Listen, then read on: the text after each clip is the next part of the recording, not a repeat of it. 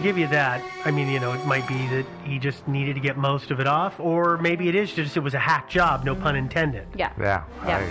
Yeah. So I don't know how much you can read into the whole tags removed, and it looks a little funny. But anyway, I want to go back to the investigation a little bit. Yeah, they canvassed the town. They found everybody they could possibly find who could talk to him or had any kind of contact, and they didn't get a huge amount of stuff, but they did find out that on Saturday, the day after he arrived, he went to the post office and bought 8 82-cent stamps and airmail stickers. But if he mailed letters, and he probably did, if he mailed any letters, nobody knows, because obviously by the time they discovered the body, the letters were long gone. True. And they obviously don't keep a record of that. So yeah. Well, some places do. Mm-hmm. Some places the mail is sorted digitally. So it's a camera taking pictures of it. Mm-hmm. But if you don't know what post box he put it into to be able to trace it, and he didn't put a return address, we don't really have a good example of his handwriting. Yeah. It's a needle in a haystack. Yeah, it would have disappeared. It would be very hard. And I don't know how long they keep those records for either. I don't know. Yeah. But it sounds like they figured this out pretty quick. Yeah, I imagine that all the postal services probably have to keep, a month or 5's record, some number for liability reasons. Yeah, but there would be literally no way to know if they were his or not. You'd have to canvass everybody in the town and all the tourists and say, hey, did any of you send this? Yeah. It would have been like madness. Yeah, the only possible way that they could have got a break on that was if the Sligo City Hotel had its own stationery and he sent some letters on that. That might have been, but I don't even know. But he seems like he was fairly thorough to cover his tracks. So he probably would have used just generic white envelopes, you think? Yeah, I think so.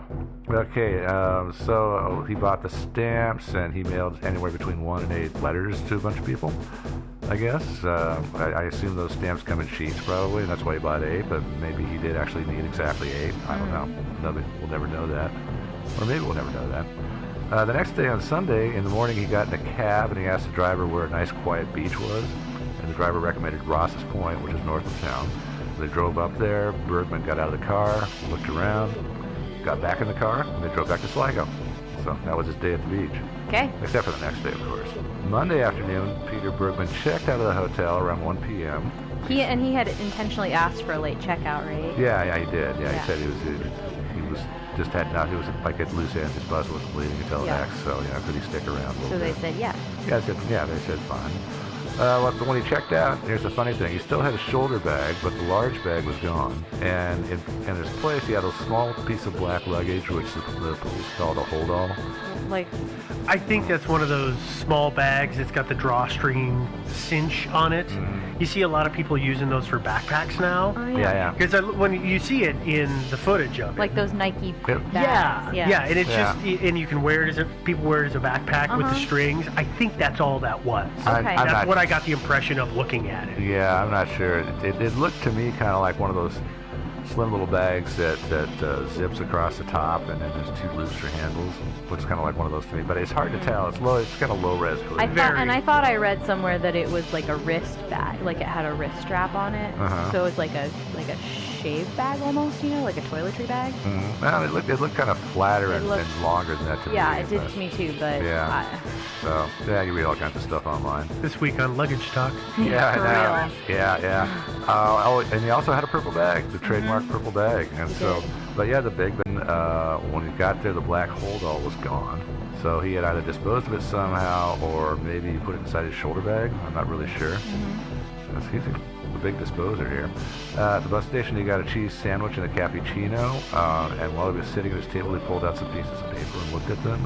It's hard to tell from the video, but it looks at one point like he's writing something down, and then at another point, it looks like he could either be folding the paper back up or maybe tearing it up in pieces. It's hard to tell. I thought the investigator said that he had torn it up. Yeah, it sounded like he said that. But you see it all over the internet that he's tearing it up. But when I looked at it, because it was folded into quarters when he opened it, and it looked like he had folded it again, was almost rolling it back into the smallest ball of paper possible. That's it was possible. Hard to tell, though. Yeah, it was really hard to tell. Yeah.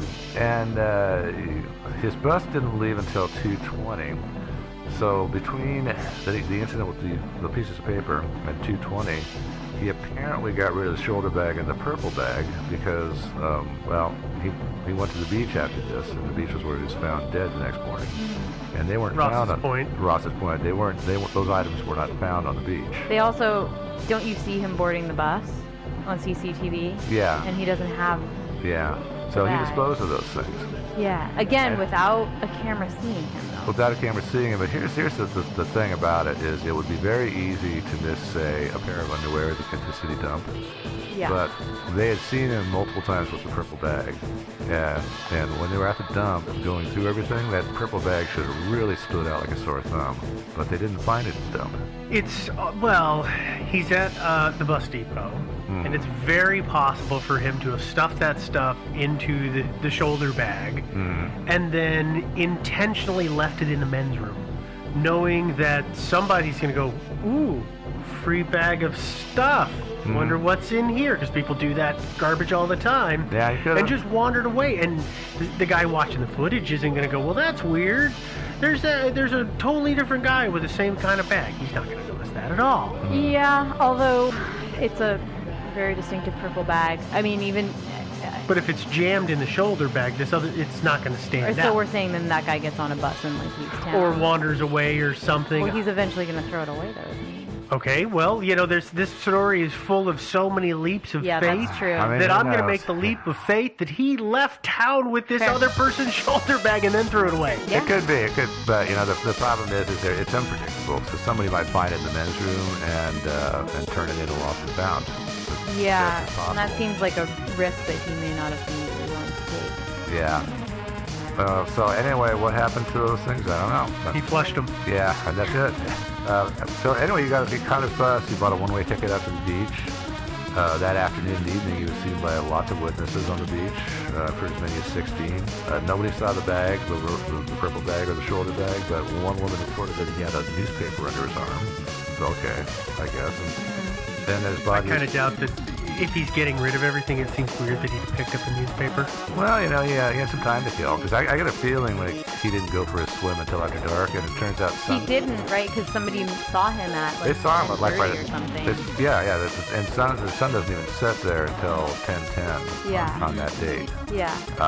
And so he would have, if he wanted to wait until after dark so nobody would witness it and maybe try to save him, then it would have been pretty late. And somebody did see him there quite late. Yeah. Apparently, when they found the body the next day at 6:45 a.m., he had apparently stripped down to his underwear and a t-shirt. Still a modest guy. And he put on a Speedo over the top of his shorts. Which is weird. Yeah. Weird. Yeah. Also weird that he would put, weird in general, right? I mean, if he was trying to kill himself, why bother with a swimsuit? With a Speedo, I know. Yeah. But I think he was probably a modest guy. Yeah, but although if he's a modest guy, why is he putting on a Speedo? Yeah, why isn't he? Well, also, why isn't he just wearing his pants? I mean, why isn't he just wearing his clothes? That's a better way to drown if you wear your clothes. It is, yeah. But you'll drown a lot faster that way. So they find the body about 300 meters down the beach. They found the rest of his stuff, which was his shoes, socks, trousers, sweater, the black leather jacket. In his pockets, they found some cash and a packet of tissues, some sheets of blank paper, aspirin tablets, a wristwatch, and some soap from a hotel, probably the city hotel. And that was all. No wallet, no passport, nothing. And that was one of the they discovered the tag's been taken out of his clothes. It's possible that he intended to be swept out to sea and just disappear. Although at the same time, I don't know, because then maybe he wouldn't have left all his clothes and stuff on the beach if he intended to just vanish off the face of the earth. Yeah. Yeah. That's weird. Yeah, because if I had intended to vanish, by swimming out to sea, first of all, you got to pay attention to the tide tables, and apparently he didn't. Right. And also, you got to make arrangements for your clothes and stuff to go away. Especially if you're trying to get rid of everything, right? That's my problem with he was trying to erase his existence. Then why didn't he just go with all his clothes on? Why leave anything behind? Yeah. Well, what I would have done is I would have taken the clothes off and I would have brought a plastic garbage bag from town and stuffed everything in there, squeezed all the air out of it, and then, by the way, put some big rocks in there for weight, and tie it all shut and take it out to sea with me. Yeah. Yeah. Yeah, and when you drown, you let it go, and Anyway. But again, that seems like an extra step. It is an extra complicated step, but if you really truly wanted to vanish without a trace, that'd be the way to do it. But you got to pick the right time. You got to jump into the water right at high tide. go do your drowning then. And then maybe he would not have been washed back up on the beach.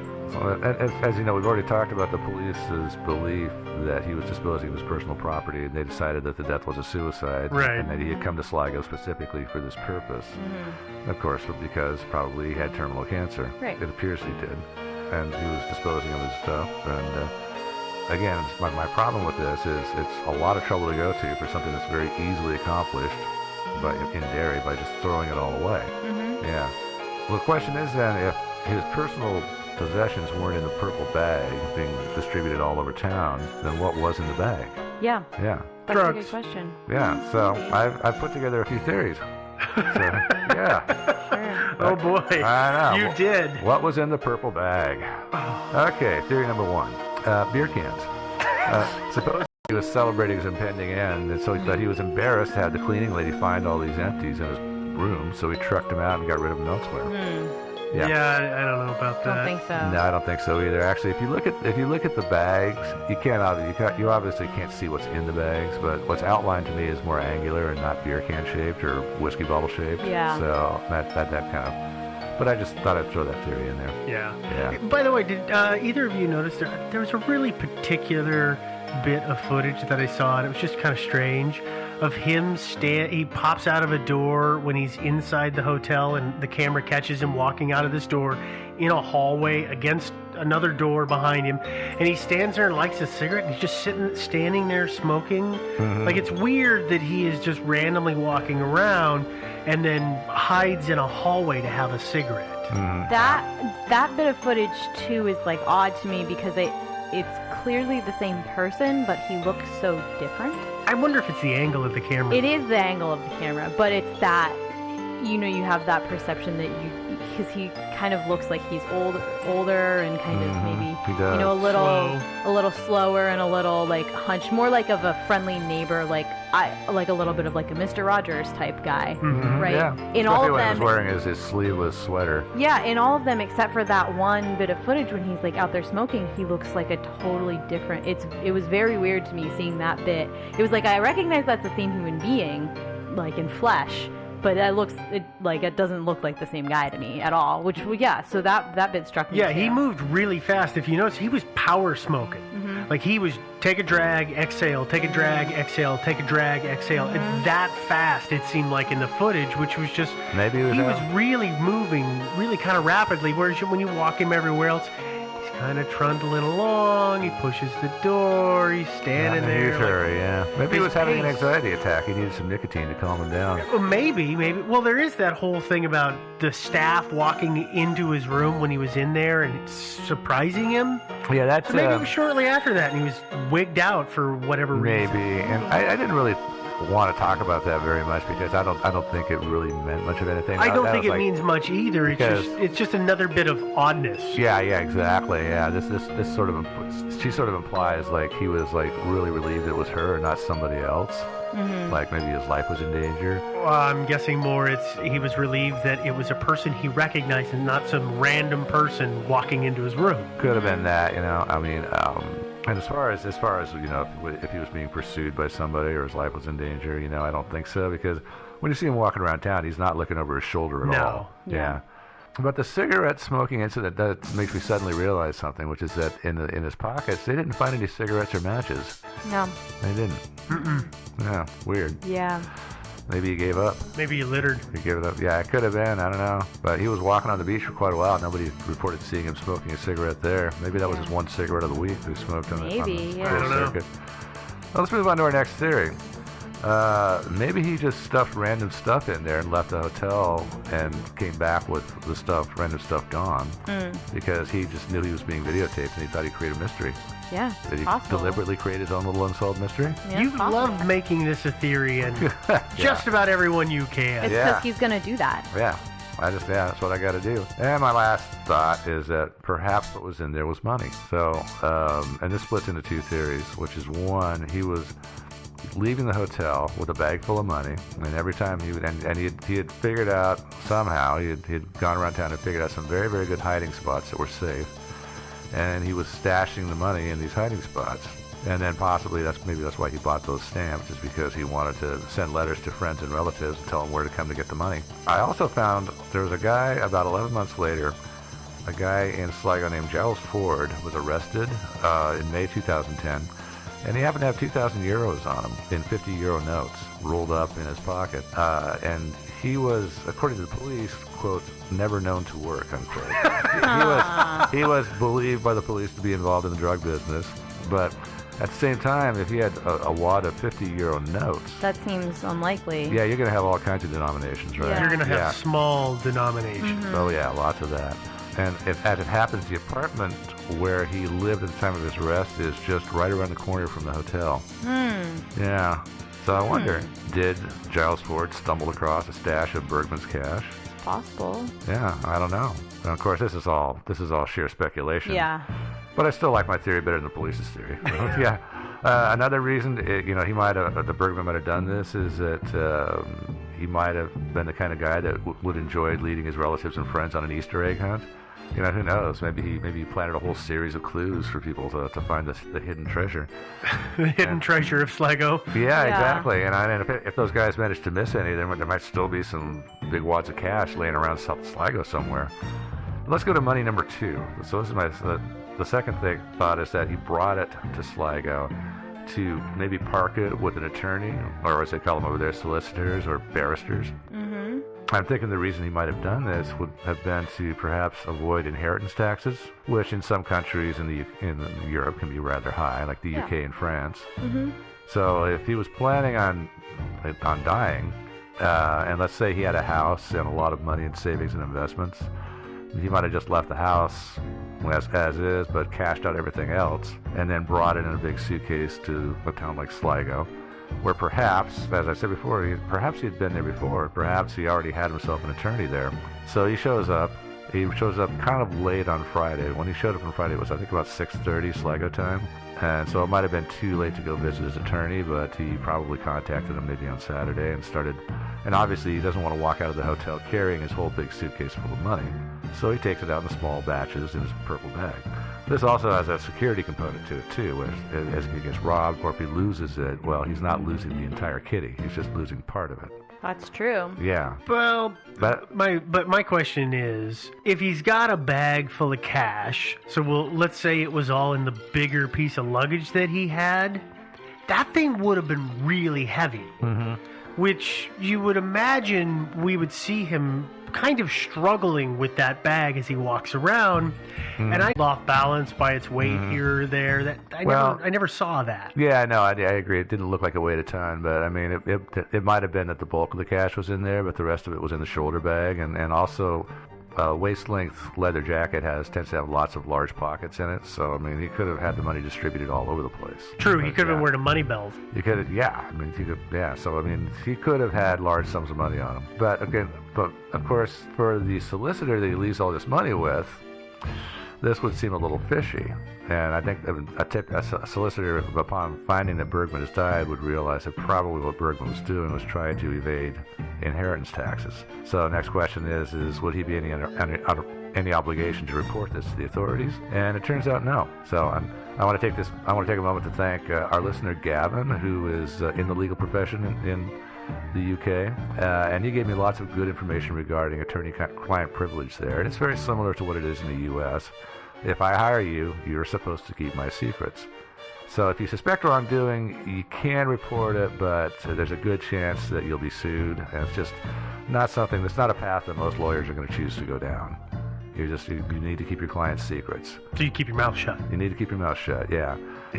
But again, this is all speculation on my part. It might be also that he just knew somebody who was a trustworthy person in Sligo and left the money with them.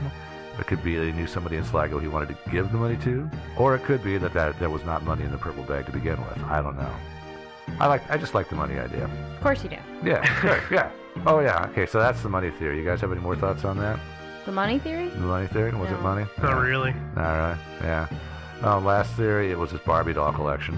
And you can see why he'd want to get rid of that. Yeah, you can. That's the weirdest. You and your theories. Yeah. So anyway, of all the theories, which one are you guys going to go with? You going to go with personal possessions or money? Well, I'm surprised that you didn't bring up the possibility of foul play. I know that the autopsy didn't show that he was strangled or anything like that, but it doesn't mean that somebody didn't drown him. It's entirely